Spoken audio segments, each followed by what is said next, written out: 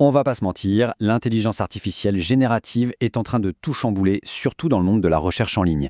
Alors, pour quiconque gère un site web, la question est sur toutes les lèvres, qu'est-ce que ça change concrètement? C'est ce qu'on va décortiquer ensemble. Et la première question, c'est celle qui fait un peu peur à tout le monde dans le digital. Si une IA peut formuler la réponse parfaite, est-ce que nos sites web sont devenus inutiles? C'est une crainte légitime, mais on va voir que la réalité est bien plus intéressante que ça.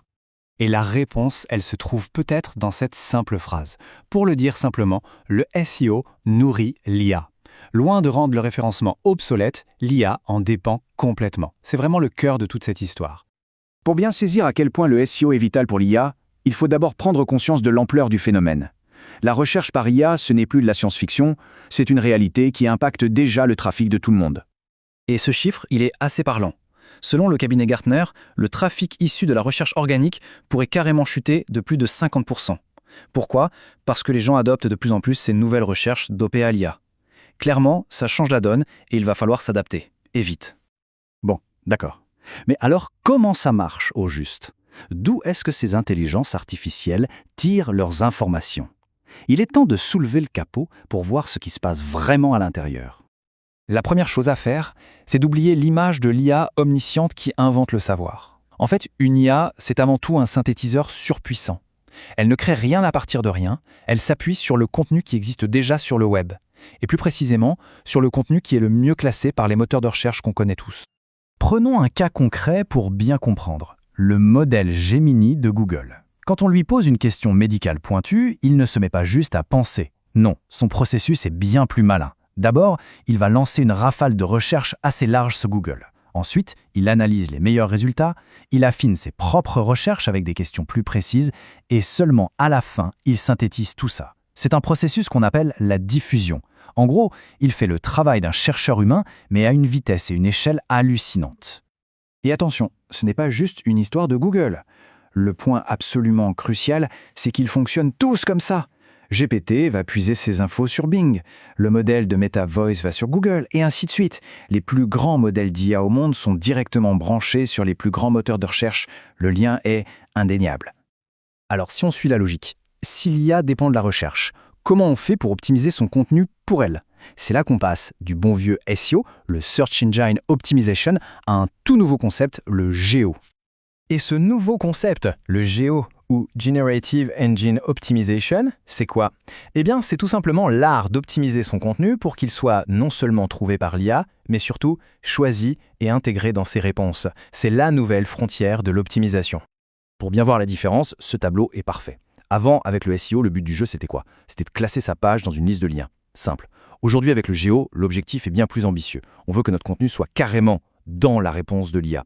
On passe donc des mots-clés à une vraie compréhension de l'intention d'utilisateur.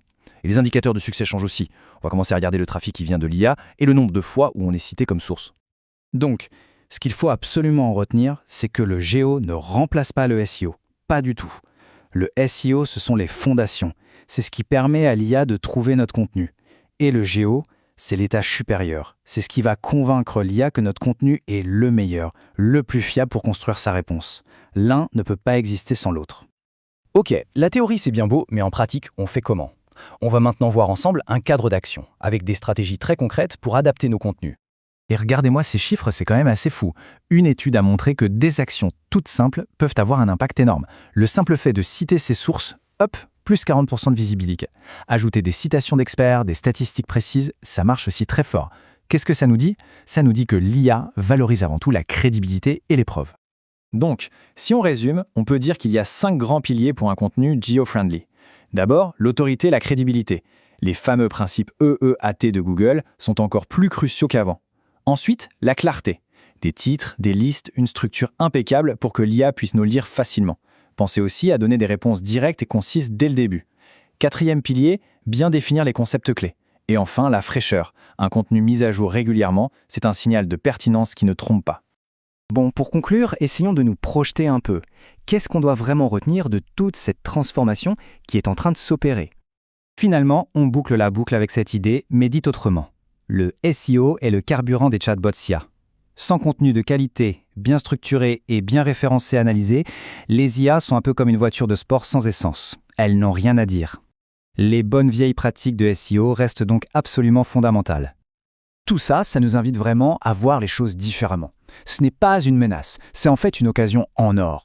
L'occasion de créer des contenus encore meilleurs, plus profonds, plus fiables, des contenus tellement bons qu'ils deviennent la réponse de référence que l'IA va vouloir utiliser. La barre est juste montée d'un cran. Et je voudrais finir sur une dernière question. Une question qui dépasse un peu le marketing et qui nous concerne tous. Dans un monde où une IA nous donnerait une seule et unique réponse parfaite, qu'est-ce qui arrive à la découverte ? À la chance de tomber sur quelque chose d'inattendu, d'explorer différentes opinions comme on le faisait avec une liste de liens. C'est le grand débat qui s'ouvre.